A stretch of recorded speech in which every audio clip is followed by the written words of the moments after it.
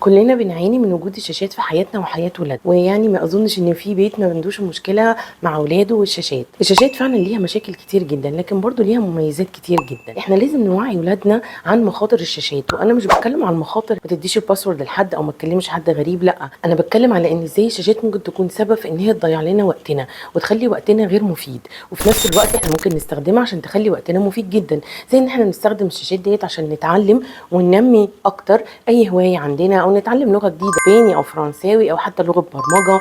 حتى دلوقتي بقى في ابلكيشنز للرياضه، الاولاد اللي بيحبوا الرياضه جدا ممكن يتفرجوا على قنوات اليوتيوب تعلمهم اكتر عن الرياضه بتاعتهم بيحبوا يمارسوها او هواياتهم، التاريخ، الجغرافيا. فالولاد لازم يدمجوا ما بين الحاجات اللي هم بيحبوها وما بين حاجه زي البرمجه والاي اي، لان كل حاجه بقت داخله البرمجه فيها والاي اي.